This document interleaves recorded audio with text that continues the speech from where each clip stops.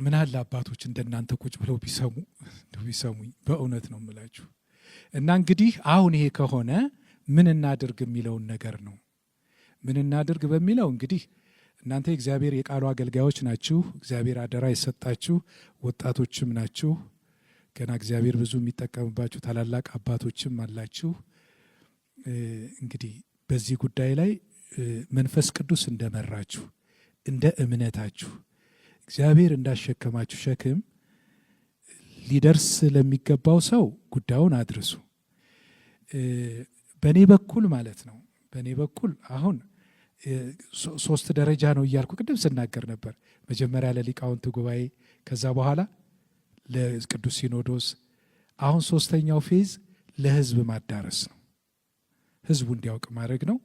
የ1 ሰዓት የ2 ሰዓት ፕሬዘንቴሽን ሰመራይዝ አድርጌ ማቅረብ እችላለሁ እና ይሄንን እድሉን ማገኝ ከሆነ እኔ የትኛውም ዲኖሚኔሽን መሄድ እችላለሁ። አሁን አይገድበኝም፣ አልገደብም። ስነግራቸው ሊሰሙኝ ስላልቻሉ ጥያቄውን ሊፈቱ ስላልቻሉ አሁን ህዝብም ሰምቶታል። ህዝብ እንዲሰማውም አደርጋለሁ። ለወንጌላውያንም ይሁን ለካቶሊክም ይሁን ከሙስሊም በስተቀር ክርስቲያን ለሆኑ ሰዎች ሁሉ ሄጄ ይሄን አደራ ለመናገር ድርጅትም ይሁን ተቋሞች፣ የመጽሐፍ ቅዱስ ትርጉም ድርጅቶች፣ ሚኒስትሪዎች፣ ማህበራት ካሉ ሸክሙን መሸከም የሚችሉ አገልጋዮች ባሉበት እኔ 5 እና 10 ሰውም ካገኘው ለነዛ ሰዎች ሂጄ ፕሬዘንት አደርጋለሁ፣ ሸክሙን አጋራለሁኝ። ሌላው ምንድነው? የቤተ ክርስቲያን መሪዎች ትኖራላችሁ። እንደው እነዚህ የኢትዮጵያ ባይብል ሶሳይቲ ይሄንን ጉዳይ እንደናንተ ሰብስቦ እስኪና ንገረን ምንድነው ችግሩ ብሎ እንዲያናግረኝ ይፈልጋለሁ። ጠይቄያቸው አልፈቀዱልኝም። ምንድነው የሚያስፈራው? ምንድነው የተደበቀ ነገር? ስለዚህ እነሱ ባላደራዎች ናቸው። እግዚአብሔር ይጠይቃቸዋል። እዚህ ጋር መምህር ጌታቸው በመጨረሻው ገጽ ላይ ያቀረቡት አንድ ልመና አለ።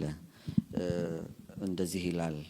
ክርስቶስ በደሙ የዋጃችሁ ስለ ወንጌል ማህበርተኛ የሆናችሁ የእግዚአብሔር ልጆች የ2000 ዓመተ ምህረት እትም መጽሐፍ ቅዱስ ትርጉም ህትመት ያደረሰውን ጉዳት የኦርቶዶክስ ቤተክርስቲያን ችግር ብቻ ሳይሆን የመላው ክርስቲያን ማህበረሰብ ጉዳት ነው። ጉዳዩ የመጽሐፍ ቅዱስ ማህበር አባል አብያተ ክርስቲያናትም የሚያስጠይቅና የመጽሐፍ ሲታተም ለንባብ ሲቀርብ የት ነበሩ የሚያሰኝ ለትዝብትም የሚዳርግ ነው። የኢትዮጵያ ኦርቶዶክስ የካቶሊክ ወንጌላውያን ቤተ ክርስቲያናት የእግዚአብሔርን መንግስት በጋራ ለማገልገል ማህበር መስረታቸው ይታወቃል። ማህበር የመሰረቱበትን ምክንያት የምናመልከው አምላክና ያዳነን ጌታ አንድ ነው።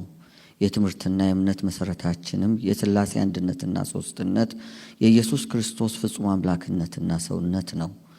ሞትና ትንሣኤው ዳግመኛ የመምጣቱ ተስፋችን ነው። ያሰባሰበንም የእምነት መሰረትንም የሆነንም መጽሐፍ ቅዱስ የእግዚአብሔር ቃል ነው በማለት ነው። እያንዳንዱ የመጽሐፍ ቅዱስ ማህበር አባል አብያተ ክርስቲያናት ህብረት ያደረጉበትና ማህበር የመሰረቱበት የስምምነት ሰነዳቸውም መጽሐፍ ቅዱስ ነው። መጽሐፍ ቅዱስ ደግሞ ባልተገባ ሁኔታ ሲተረጎምና መሰረታዊ ሐሳቡን ሲያጣ አንዱ ወገን ቃሉን ሲያዛንፍ ሲያጠፍ ሌላው ዝም ብሎ የሚመለከትበት ሁኔታ ያለ አይመስለኝም። ቢያንስ ለምን ብሎ ማብራሪያ ሊጠይቅ ሊያውቅም ይገባል። ለቃሉ ቆመናል፣ ቃሉን እንሰብካለን፣ በጋራ የኑፋቄ ትምህርቶችን እንቃወማለን፣ የእግዚአብሔርን መንግስት በጋራ በምድር ላይ እንሰብካለን ብለው በመሃል ላይ የተሰባሰቡና የተቋቋሙ አብያተ ክርስቲያናት ሊያስቡበት እንደሚገባ ግልጽ ነው። ይህንን ስል በአብያተ ክርስቲያናት መካከል መቻቻልና መከባበር ሊኖር የሚገባ መሆኑ እንደተጠበቀ ሆኖ መከባበሩና መቀባበሉ ግን እስከምን ድረስ እንደሆነ መጤን ያለበት ጉዳይ ይመስለኛል።